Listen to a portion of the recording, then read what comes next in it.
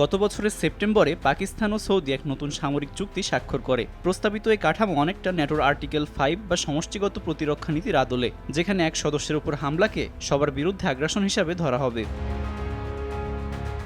এবারে সৌদি আরব ও পাকিস্তানের সাথে আরও একটি শক্তিশালী দেশ তুরস্কও যুক্ত হওয়ার আলোচনা চলছে। তিন আঞ্চলিক শক্তিকে নিয়ে গঠিত হতে যাওয়া নিরাপত্তা জোটের আলোচনা এখন আন্তর্জাতিক অঙ্গনে আলোচনার কেন্দ্রে। সম্প্রতি বার্তা সংস্থা ব্লুমবার্গ এমনই এক প্রতিবেদন প্রকাশ করেছে।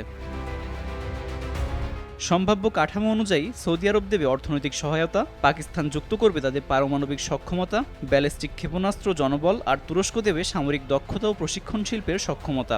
এমনটাই জানিয়েছেন আঙ্কারা ভিত্তিক থিঙ্ক ট্যাঙ্ক টোপাভের কৌশলবিদ নিহার আলী ওসচান। সানবিট সব দিবে সামাল। সানবিট ম্যাজিক প্রেস ডিশওয়াশিং এর মাথা ঘোরানো সলিউশন। তার মতে, যুক্তরাষ্ট্র যখন নিজের স্বার্থ ও ইসরায়েলের নিরাপত্তাকে অগ্রাধিকার দিচ্ছে, তখন পরিবর্তিত আঞ্চলিক বাস্তবতা দেশগুলোকে বিকল্প নিরাপত্তা কাঠামোর দিকে ঠেলে দিচ্ছে। দক্ষিণ এশিয়া, মধ্যপ্রাচ্য ও আফ্রিকার বিভিন্ন অঞ্চলে তিন দেশের কৌশলগত স্বার্থ ক্রমশ কাছাকাছি আসছে। এই সমন্বয়ের অংশ হিসাবে ইতোমধ্যে তুরস্ক, সৌদি আরব ও পাকিস্তানের মধ্যে প্রথমবারের মতো যৌথ নৌবাহিনী বৈঠক অনুষ্ঠিত হয়েছে আঙ্কারায়। বিশেষ গুরুত্ব পাচ্ছে তুরস্কের ভূমিকা, কারণ দেশটি ন্যাটোর সদস্য এবং যুক্তরাষ্ট্রের পর জোটের দ্বিতীয় বৃহত্তম সামরিক শক্তি।